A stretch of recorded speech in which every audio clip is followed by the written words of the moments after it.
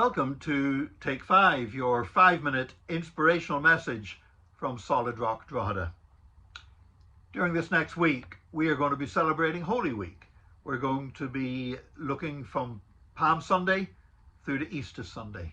We're going to be looking at that great event when Jesus went to the cross. And it wasn't just the crucifixion, it was the crucifixion and death of Christ, it was the resurrection of Christ, his ascension into heaven, and the outpouring of the Holy Spirit.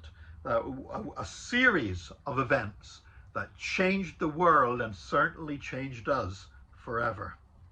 Now, in the midst of dwelling on throughout Holy Week, we see the cross looming closer and closer. It's very hard to read in the Gospels, those chapters. If you're reading right through and you sense where you are in the flow of the story, after Palm Sunday, you're just aware there's this looming menace of the cross coming up, overshadowing everything you're reading and everything that's taking place.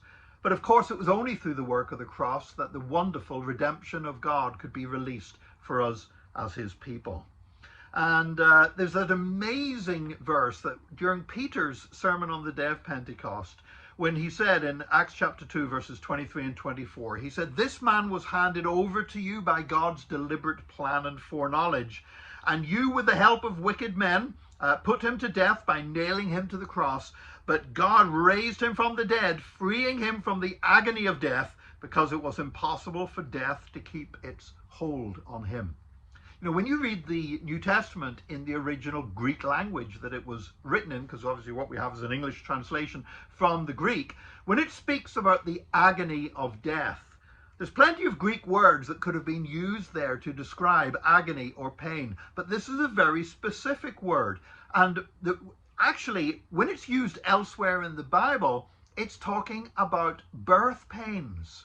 It's talking about the pains that a pregnant woman feels when she's bringing a new life into the world. It's the same word that Jesus, for example, in Matthew 24, when he was speaking about the end time that's coming, said, "But these are only the beginning of the birth pains of what the end time, of what God is doing."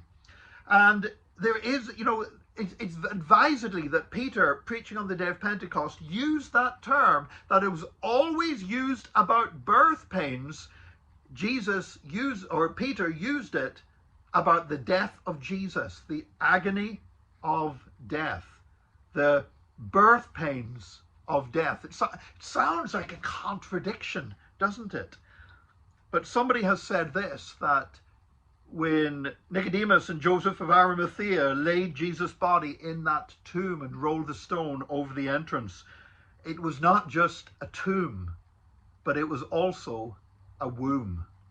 Because God was going to give birth out of that tomb to something incredible, to something life-changing. When Jesus came forth as the resurrected living Lord and the first fruits of the resurrection of the dead for all the rest of us, something was birthed into this world, which is absolutely incredible and wonderful and majestic, and we should never want to stop talking about it. The death agony of Jesus was the birth pains of the gospel of grace. And so, as I read through Holy Week, yes, there is that sort of sense of impending menace, because we know the cross is getting closer and closer, but there's also an excitement building, because we know that the resurrection morning is getting closer and closer as well. And so I'm grateful for the birth pains. I'm grateful for the birth pains that my mother suffered when she gave birth to me. It was part of the process that gave me life and brought me into the world. And I'm grateful for the birth pains, which were the death agony of Jesus, because he brought us new life and salvation and grace and gave birth to the church. And for that, we give him praise and glory. I pray you'll have a great day. I pray you'll have a great week. I pray that God will use you, and join us tomorrow for another Take 5, your 5-minute inspirational message from Solid Rock Drogheda.